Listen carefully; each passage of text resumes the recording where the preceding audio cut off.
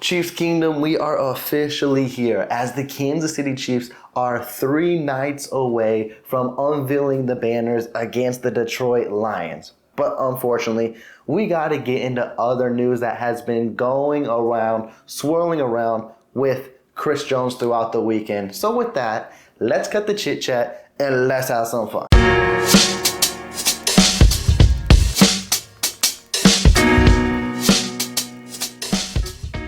Man, I don't think y'all understand how excited I am. We waited 7 months, off-season, training camps, preseason. We're officially here to watch the Kansas City Chiefs unveil the banners. And with that, I will be going live Thursday night. I already got it scheduled. I'm ready to go. So please be sure to hit that bell icon. That way you guys are tuned in and don't miss out on the live stream. And also, all those technical difficulties, they're eased away. So it should be smooth sailing, and I can't wait to chit chat and watch the game with Chiefs Kingdom. Now, that all sounds all sunshine and rainbows, but that isn't what it has been for the Kansas City Chiefs throughout the offseason and training camp, dealing with Chris Jones, and we got another wrench, swirl, whatever you want to call it, throughout the weekend. And let's just discuss some of these reports, because right now, I'm kind of tired of it. I'm exhausted from it, and I want to end, but I don't know if there is an end in sight. So let's discuss the multiple reports. Now, I will say one thing in regards to the Chris Jones situation is it has been mostly all speculation on behalf of the Chiefs Kingdom. We haven't really got no hard numbers, contract details, anything like that until this weekend. And from Saturday to today, things took a quick turn, and we're going to discuss the initial reports that Mike Florio with PFF, yes, I know, Chiefs Kingdom takes anything he says with a grain of salt, rightfully so, but he announced that the contract the Kansas City Chiefs were going to provide Chris Jones was they were going to rip apart his $19.5 million and give him a 2-year extension worth up to $27 million. And you think initially, okay, that does seem on the little low end, and it's barely more than what Quinnen Williams got paid, but at the end of the day, it makes him the second highest paid defensive tackle. And also Florio mentioned saying that Chris Jones does not want to be paid more than Aaron Donald. Now, what it's looking like from his perspective and how he basically displayed everything is that the Kansas City Chiefs aren't upping the deal, and that's why it hasn't been signed, sealed, and delivered, which a lot of Chiefs Kingdom media has said, okay, it looks like the Cats Bros, who is Chris Jones' agent, is where Florio is signing with, and we're only hearing one side of the story, which is where it takes a quick turn, because Nick Wright today gave a completely different description, but not in a positive aspect either, but also saying the Kansas City Chiefs are more than willing to pay Chris Jones, to where that the yearly they have offered is $27.5 million, and I think the guaranteed was over $70 million, which yearly is $2.5 million more than Quinnen Williams. But Nick Wright comes and says that he wants to be paid more than Aaron Donald now, to where it can exceed up to $32 million, and it's like, okay. Now we got two different perspectives. It seems like Nick Wright, which has been a Kansas City journalist for majority of his career before he went on to FS1, and now you got Mike Florio, who we all know can go either way, but 9 times out of 10 is going to go against the Chiefs, is like on Chris Jones' side, and then you got Nick Wright's perspective on the Kansas City Chiefs side. And right now, I know I'm a fan, so I don't know what to believe, but if the Kansas City Chiefs really offered Chris Jones $27.5 million through 3 years, guaranteed over $70 million, that seems like a great deal. And I think right now, and I think what we have known throughout this whole holdout is, I don't know what Chris Jones' agents are doing, whether they're giving him bad advice at all, but right now it's looking like Chris Jones is leaving a lot of money on the table. And I'm sorry, Chiefs Kingdom, but we're all aware at this point too, he's missing week 1. Now it's just, how many weeks will he miss? And this is where it gets kind of absurd, is literally every game you miss is $1.25 million. And if you really want to hold out 8 weeks, that's $10 million. And now the differential from the contracts has been $10 million. So you're jeopardizing $10 million for $10 million, which is kind of mind-boggling and weird. It's like, what are we doing here? Like, it doesn't make sense. This holdout doesn't make sense at all. Like, I get it if you were going to hold out through training camp, try to hold your stance, but now you're doing it in the season. Now you're missing real live play action. I'm just a loss of words. I don't understand it at all. And only thing I can see Chris Jones trying to do here is he's going to miss a couple games, and he wants to prove this defense isn't the same without me, which we all know already.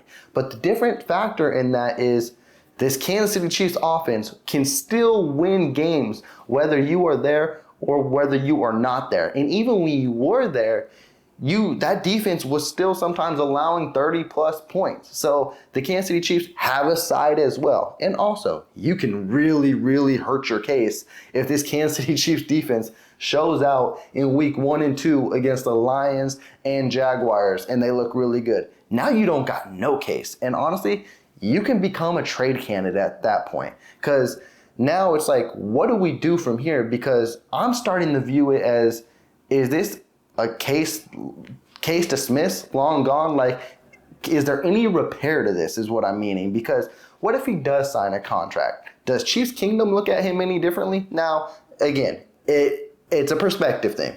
Like, initially, they'll be like, man, we shouldn't have paid him. Why did we do that? But in November, December, if he's racking up sacks, Chiefs Kingdom will be back to the way they are. But when does it come to where he's jeopardizing relationships in the locker room and in the office, and you can already see the fan base is turning on him, and it's just getting really, really crazy. And I'm just at a loss of words because I don't know the complete differential, whether it's the yearly, whether it's the guaranteed. But right now, I don't think it should be jeopardizing real game checks. Like, it doesn't make no sense to me whatsoever. So I'd love to have him back, but if he misses games, which he will, he's going to miss the Lions game. There's no ifs, ands, or buts about it. He can show up to practice tomorrow. Coach Reed and Spags are not putting him on the field. And if the defense does good, you're jeopardizing your case of being a Kansas City Chief. And the Chiefs, yeah, you could come back, but they can still activate you. I think it's like 2 weeks down the line, so that means you can miss another couple games, and they can just play it out and see how they want. And they got that trade deadline, which is week 8. And if they feel like they can be better off without you, that's a case I can see happening. Because if you're playing a staring contest with Brett Veach or trying to find who blinks first, Brett Veach is not blinking.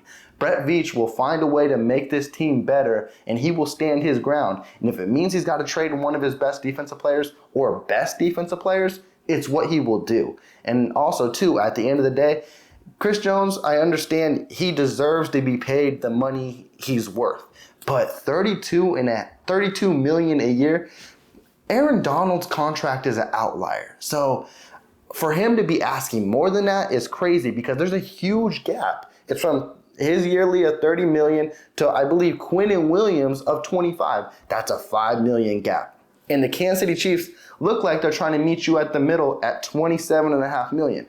I think it's a fair deal. So I don't understand where it's going, but I hope it's resolved soon. And it's kind of sad when I say that. I used to say it where I hope he signs a long-term deal. Now I'm getting fed up to a point. It's like, do we just trade him? Like, I just want to be over with it. I don't want to hear about it no more. So it's crazy, it's ridiculous, and hopefully we get an answer here soon. But now let's push all this Chris Jones stuff to the side because I do got some positive news to talk about. And when it's football week and the Kansas City Chiefs are about to be back on the field, it's always a good time. But it gets even better because let's talk about the players who are coming back. Yeah, we got some players that are coming back. This won't be a preview, but I just wanted to shine a little light on this video, some positivity. So let's talk about it. And right now, it looks like Toney and Sneed are back on track to actually play against the Detroit Lions. Now, in what capacity? I don't know. I think if anyone's going to be more limited,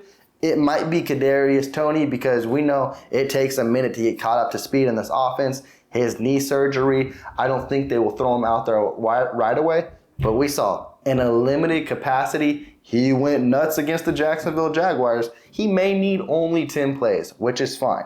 Honestly, we might see him on full display against the Jaguars. It gives them a long week to come back. So I'm just excited to hear him come back because I didn't know what direction that was going in. Honestly, I thought they could have put him on the short-term IR and he would have missed the first 4 to 6 weeks. So the fact that he may be back for week 1, even in a limited capacity, I am thrilled. And the same with Sneed as well. We didn't get much of an update from him throughout all of training camp and preseason, just besides day to day. And we know those 3 words concerns Chiefs Kingdom immensely. When you hear that day to day, it literally could be a day to a month.